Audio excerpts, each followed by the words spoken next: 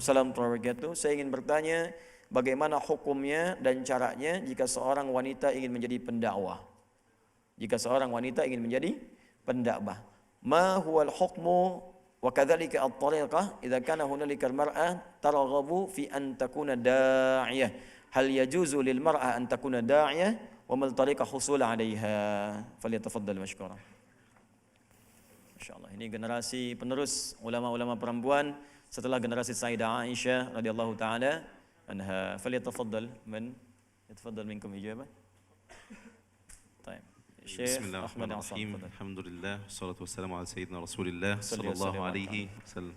صلوا على رسول الله. وسلم كده وقولوا الحمد لله الذي أحيانا بعدما أماتنا وإليه النشور. سنة. امسح وجهك وقل الحمد لله الحمد لله الذي أحيانا بعد ما أماتنا وإليه النشور. نعم. Hatta tusbihu du'a jami'an insyaallah. Masya Allah. Teman-teman, beliau berikan nasihat dulu dari wajah-wajah yang penuh pancaran sinar ini, ya.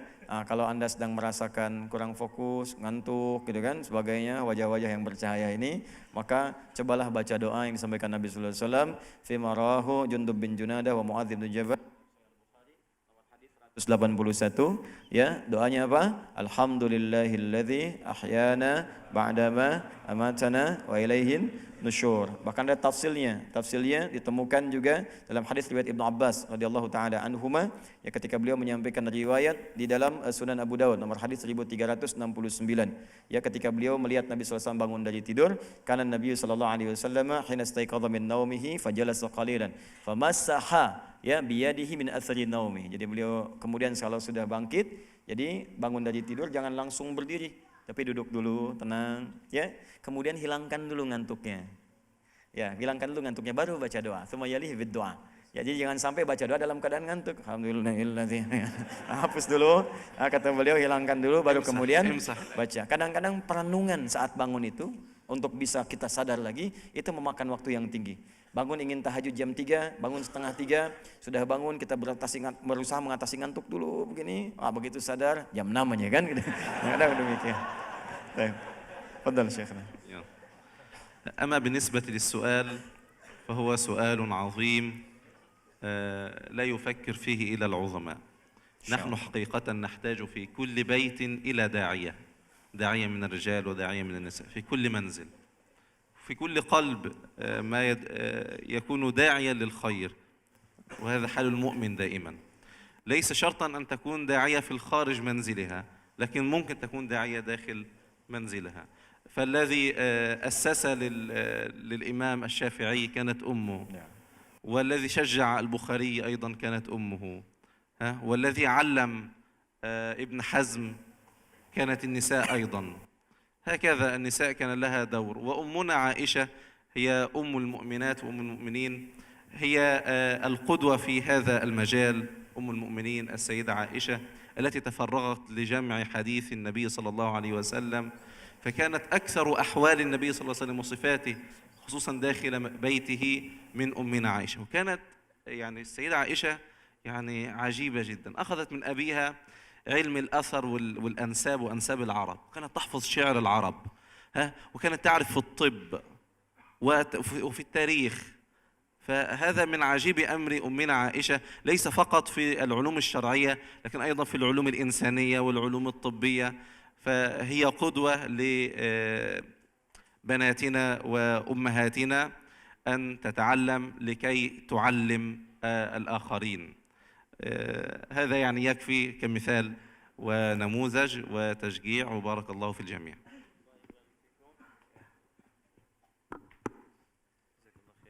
Baik, Allah yabarik fikum, jazakumullah khair ma tafadhaltum min al-ijabah ra'i'ah. Ini ada catatan untuk teman yang bertanya ini. Kata beliau, ini pertanyaan yang sangat baik sekali, yang mungkin tidak terfikirkan juga oleh banyak orang. Sesungguhnya para ibu itu, setiap perempuan itu memang sudah seharusnya menjadi dai. Jadi dai dengan batasan-batasan tertentu, khususnya dai di keluarganya. Ya, berdakwah di keluarganya, menyiapkan anak-anak yang saleh, menyiapkan generasi yang terbaik. Jadi sebelum keluar siapkan di dalam. Dan banyak contoh-contoh yang kemudian Allah Dari persiapan seorang ibu yang baik ini melahirkanlah kemudian anak-anak yang hebat. Kenapa ibu tidak berinvestasi pahala? Istithmar dakhili fil ailah lil aulad wal jil ya fil mustaqbal kama amilathu yani ummu al-Imam Asy-Syafi'i rahimahumallahu taala. Jadi kenapa ibu tidak berinvestasi di dalam rumah? Ibu tidak harus misalnya menjadi ulamanya, tapi anaknya yang kelak jadi ulama besar seperti yang dikerjakan oleh ibundanya al-Imam Asy-Syafi'i.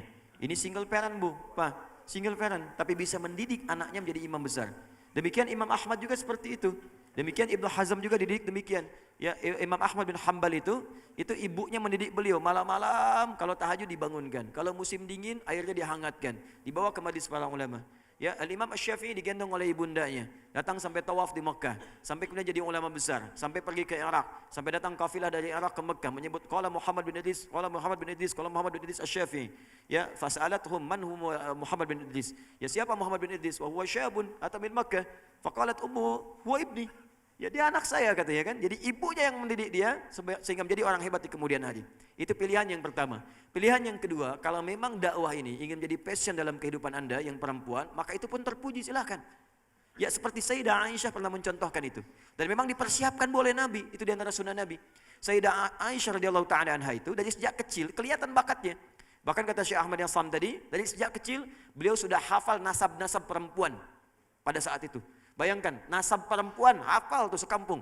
Jadi kalau ditanya, ini anak siapa? Wah, ini anak si Fulan, binti Fulan, binti Fulan, binti Fulan. Nasab orang-orang Arab hafal.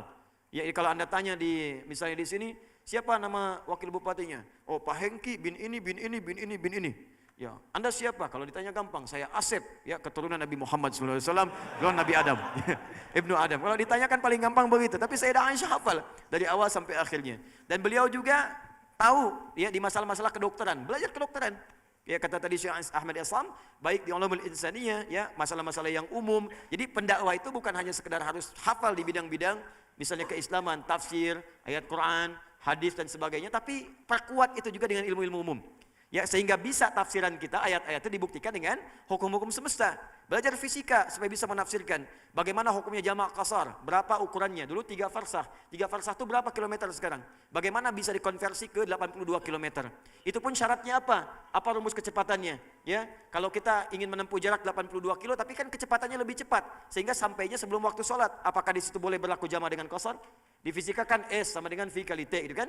Jarak sama dengan kecepatan dikalikan dengan waktu. Ya, kalau kecepatan makin kencang, maka percepatannya kemudian menguat. Kalau percepatannya kemudian menguat, maka momentum untuk sampainya lebih cepat dari sebelumnya. Waktunya lebih berkurang. Untuk menemukan T itu kan S dibagi V. Ya, kalau saya pengen ke Bandung itu kecepatannya lebih tinggi lagi, 240 km per jam, kan? Sampai ke rumah sakit Hasan Sadikin misalkan. Nah, ke Bandungnya. Maka yang tadinya 3 jam bisa 2 jam, bisa 1 jam kan? Ya, kalau Anda berangkat kemudian zuhur, kalau kecepatannya ringan sampai sini asar, mungkin berlaku hukum jamak. Tapi kalau kecepatannya banyak sampai sini sebelum asar, maka tidak berlaku jamak pada saat itu. Maka ini akan sangat menentukan. Kadang-kadang belajar ilmu umum itu menjadi tafsiran yang paling bagus untuk menafsirkan agama. Anda belajar hukum fisika, hukum gaya, bab gaya, F1 sama dengan F2, gaya gerak sama dengan gaya dorong. Terapkan di bidang akidah. Iman yang kuat maka akan mendorong kita untuk beramal yang banyak. Ya, iman yang kuat, iman Anda sedikit, maka amalnya pun sedikit. Al-iman wal amal. Sama, gaya gerak sama dengan gaya dorong. Pukulannya sedikit, bunyinya sedikit. Tapi pukulan kencang, bunyinya kencang.